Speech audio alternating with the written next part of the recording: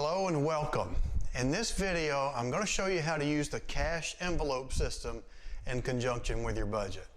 I'm a huge believer in the envelope system. In fact, Angie and I have been using this system for over a dozen years now to keep our money accessible on a daily basis without any chance of spending more than we make. I believe the envelope system is the #1 thing you can use in conjunction with a written budget to supercharge your success at managing your money. And the great thing that the envelope system does is that it allows you to have cash on hand for those daily expenses that can easily throw your finances out of whack if you're not careful. So there are a couple of ways you can implement the envelope system. One way is to use an app like Envelopes, EveryDollar, or Cube, which are a great way to keep track of your envelope cash electronically instead of using physical cash. I'm not going to go into any tutorials on how to use those here, but if you're interested in those, you can go online and check them out. There is a cost involved with those, but you might find it's worth it if you like what you see. It doesn't matter if you use physical envelopes or electronic virtual envelopes. What matters is that you use them. So with any envelope system, the first thing you need is a completed budget, which I showed you how to do in the previous lesson. Once you've been paid and gotten your budget completed, then you can do things like pay your bills and distribute cash into your envelopes. So what you'll want to do to complete your written budget is figure out which spending categories you want to create an envelope for. And these are usually spending categories that you'll be using on a frequent basis. For instance, we typically have envelopes for things like gas money, restaurants, groceries, school supplies, entertainment, Angie's Cosmetics, hair care, clothing, gifts, Christmas, and discretionary/pocket money. So the first thing to do is go to your written budget and identify which categories you want to include in your envelope system. An easy way to do that is just put a check mark beside each one. Easy enough, right? So here's what I did. I looked at the example budget we did earlier and I placed check marks beside the following categories. I'll only use a few so we can make this as simple as possible. And the categories I checked are groceries, restaurants, home repairs. I like to have cash for what I call my Home Depot fund. Fuel for the car, yes, I use cash at the gas station. Clothing for adults, clothing for children, entertainment, and Christmas. And those are the categories that I chose. Now, of course, there are plenty of other categories that I could use for my envelope system, but for this example, we'll just use a few to keep it as simple as possible. You can use cash for as few or as many categories as you want. It's totally up to you. You have absolute total control over how you implement it. So once you identify the budget categories you want to use in your cash envelope system, then the first thing you'll want to do is total up those categories. And you can do that on your worksheet. First thing you do is list each category you want to use in your envelope system in the item column, along with the amount of each one in the amount column. Of course, these will be the same items you put a check mark next to in your budgeting on your budgeting forms. You'll see in the example that I've used, groceries are $400, restaurants $75, home repairs $100, fuel for the car $460, clothing for adults $75, clothing for children $50, entertainment $50, and Christmas $75. Now that you have the items and amounts columns filled out, I want you to go to the bottom and add up all the numbers in the amount column and get a total for all the items. You should enter a total of $1,285. Now this total is the amount of cash you're going to need to fund your envelopes with. But here's the deal. If you just go to the bank and cash a check for that amount, the bank teller's just going to give you whatever bills are the most convenient, and you won't be able to split up the cash properly to have the right amount in each envelope. So that's why you're going to need to do an additional step to make sure you get the right amount of cash for each envelope. So I want you to go back to the top and look at the first entry in the example, which is groceries, with the amount of $400 next to it. Now what you'll do here is figure out what denominations you'll need in order to fill your groceries envelope. So if you need $400 for groceries, the best way to achieve that is to put 4 $100 bills in your grocery envelope. So in this case, you'll enter 400 in the 100s column. Simple as that. Now let's go to the next item on the list, which is restaurants. You've decided that you want to put $75 in your restaurant envelope for this month.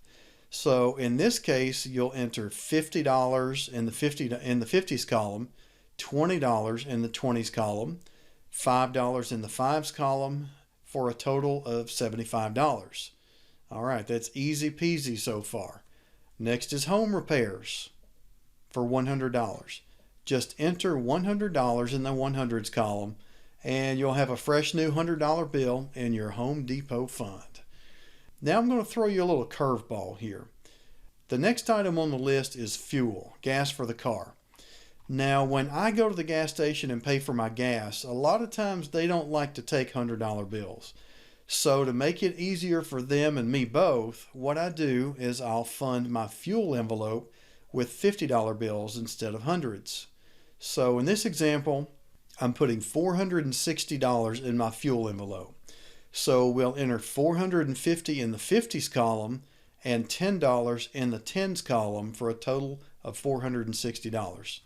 Very simple.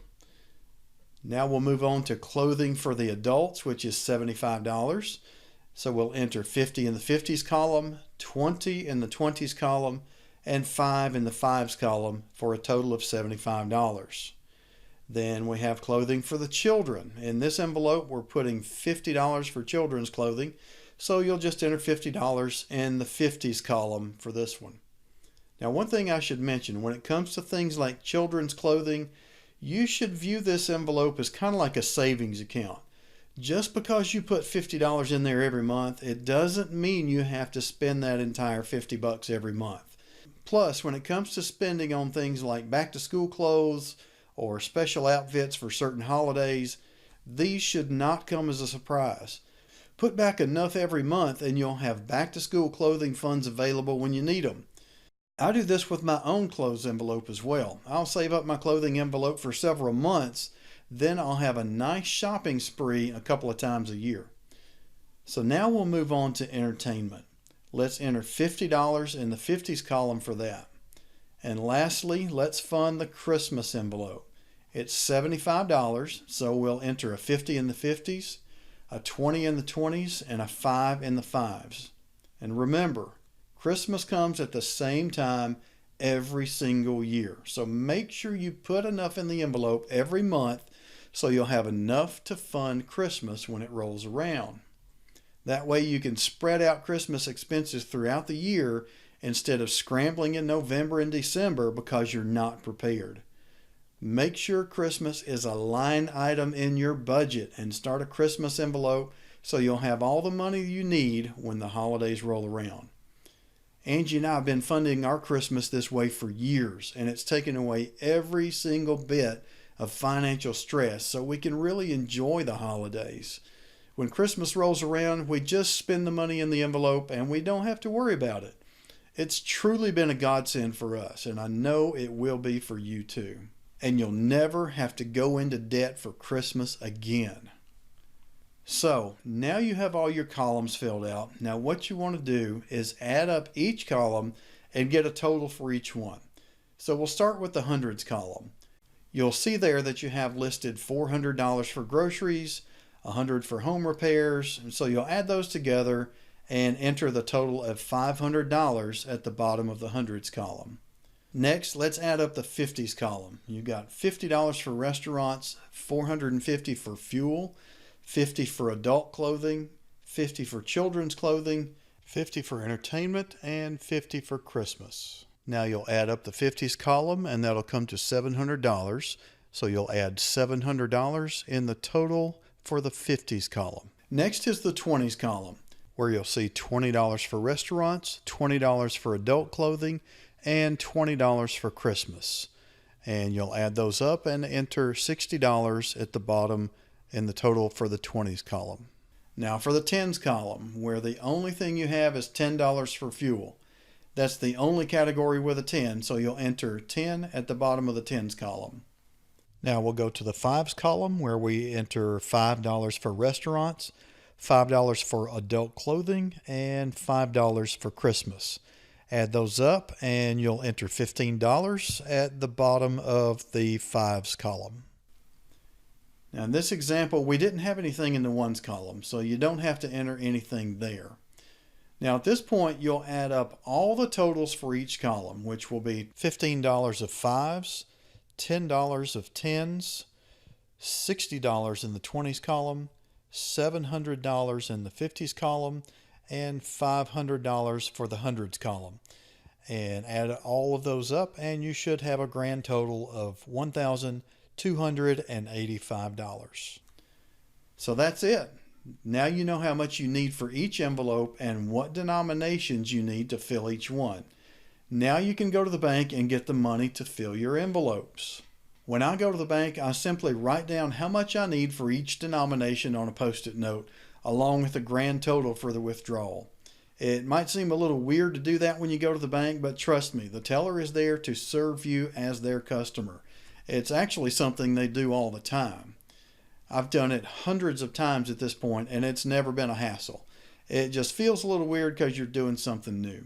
So once you get the cash, fill your envelopes with the proper denominations, and now you have your envelope money for the month. So now that you have full envelopes, what do?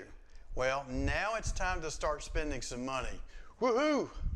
But hang on a minute. The important thing about using the envelope system is that it allows you a finite amount of money to use for the month.